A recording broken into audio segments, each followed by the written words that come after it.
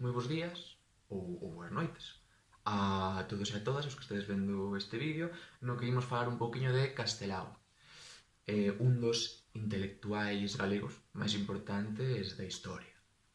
A moitos sonarabos, de feito está bastante de moda unha autocaricatura del que seguramente, bueno, deixo por aquí, seguramente ya vistedes a moitas persoas nas mascarillas, está bastante de moda. Ben, Castelao. Imos falar da vida deste artista tan polifacético, pero sobre todo da súa obra. Mais ben da literaria, debido á asignatura na que estamos, basicamente. Pero ted en conta que se o nome de Castelao perdura no tempo é grazas a dominar máis de unha rama artística. Dominou e marcou diversas ramas artísticas, como digo, dende, dende a obra gráfica, todo que son pinturas ao óleo, caricaturas, por suposto, a produción literaria, narrativa, teatro, ensaio, nas que nos centraremos ao longo da súa biografía. Ben, pois vamos alá.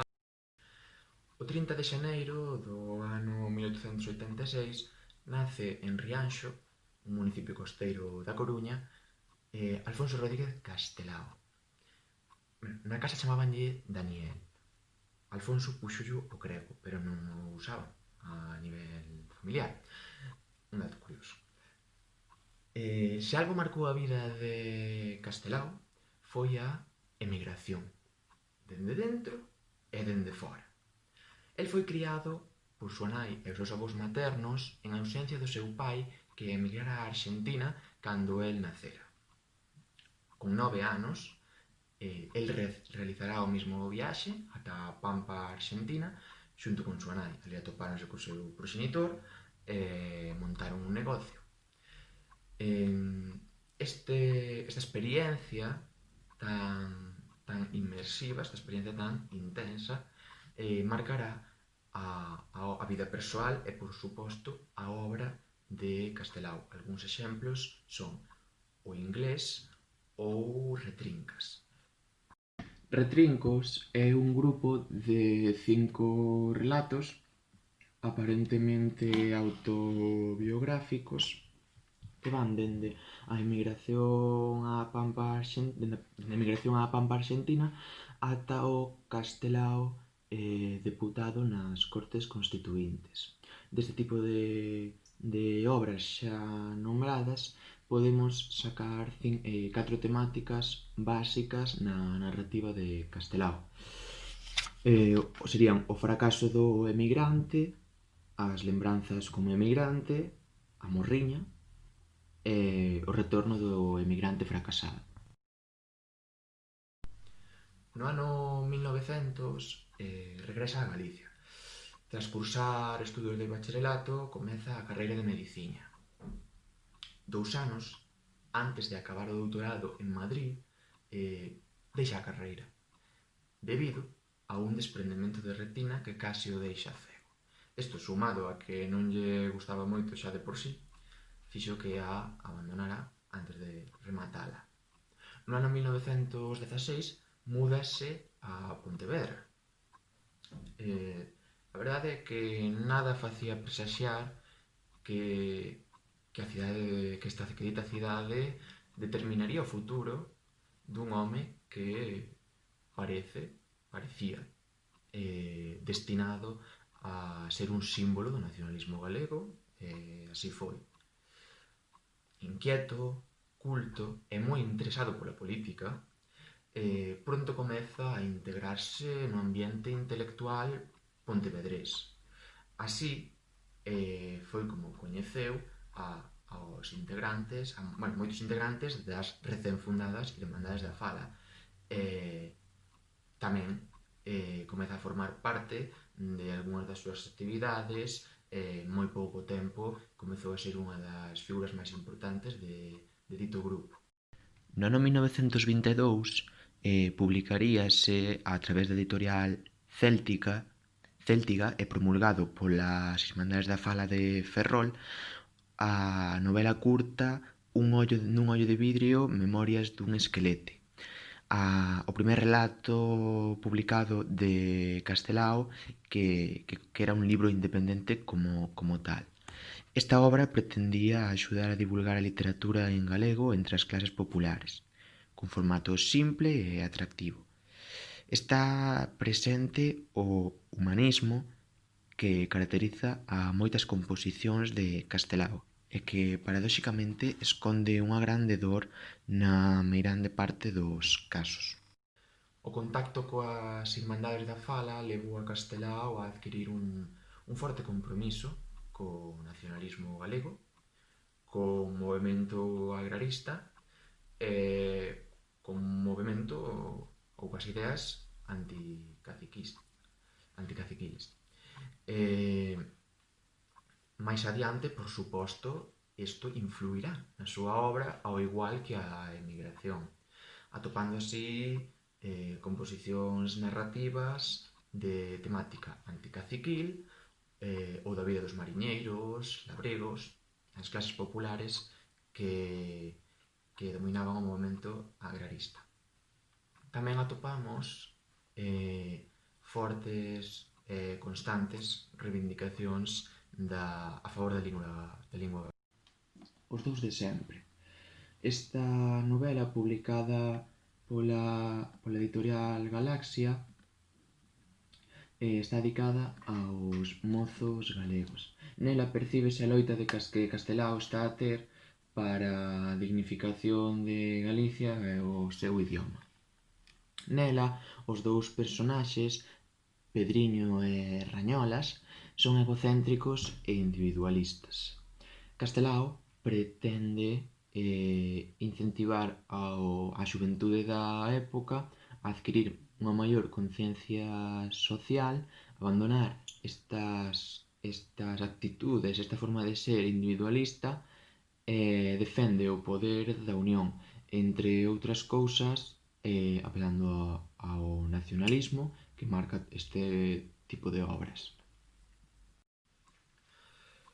Durante a Segunda República, do ano 1931 ao ano 1936, Castelao desenvolverá unha importante labor política.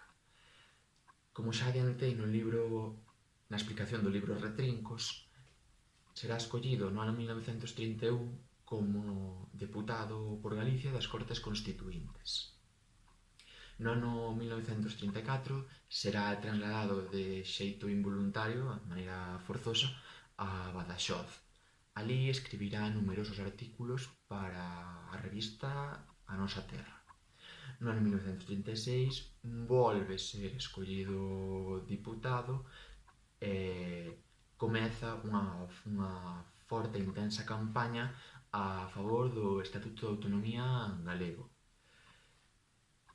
Pelexaron durante ese ano, elaborárono con tempo e tras unha votación de todos os galegos aprobouse o estatuto.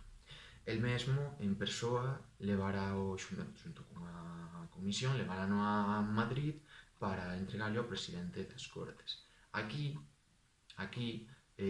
ocorre o terceiro acontecemento que eu diría que máis marcou as obras de Castelao xunto coa xa citada emigración e o que é todo o movimento nacionalista, que é o estalido da guerra civil e o que iso supuxo para a súa vida persoal.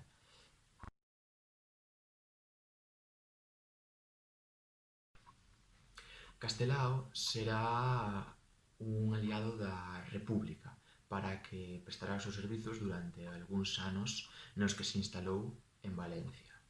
El non podía volver a Galicia, que, como seguramente xa sabedes, estaba dominada polos rebeldes franquistas, entón o seu domicilio atopábase en Valencia, dende onde fixo numerosos viaxes, facendo propaganda da República en algunhas cidades de Estados Unidos, América Latina, etc. Durante esta época publicará algunha da súa obra gráfica máis importantes. Algúns títulos son Galicia Mártir, Atila en Galicia e Milicianos, das que vos deixo algúns das miñas caricaturas favoritas.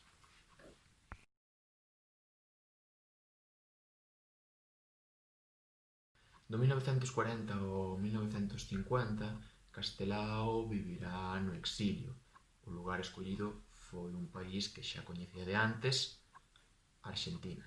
Durante esta época publicará o seu ensaio Sempre en Galiza. No ensaio Sempre en Galicia, Castelao introduce esos artículos que escribiu durante a Guerra Civil para a revista A Nosa Terra, adáptaos ao ensaio. Esta obra non é máis que un reafirmamento de todos os valores que Castelao nos foi enseñando ao longo da súa vida. Neste ensaio rememórase a Galicia a través dos homes e da terra de Extremadura. Está dividido en 4 partes, 4 partes ou 4 libros, prácticamente, nos que Castelao reafirma o seu galeguismo e os seus valores, e nos que se dan algúns consellos ou medidas de goberno para acabar coa indefensión das clases populares. O 7 de xaneiro do ano 1950, Castelao morrerá a causa dun cancro de pulmón no sanatorio do Centro Galego en Bos Aires, confirmándose así a triste realidade, que é que a figura cultural e sociolingüística máis representativa do século XX en Galicia morreu sen poder volver pisar a terra que tanto defendeu e que tanto amaba. Ben, tras este final tan melancólico, dou fin á miña exposición. Espero que vos fose medianamente dinámica e moitas grazas pola súa atención.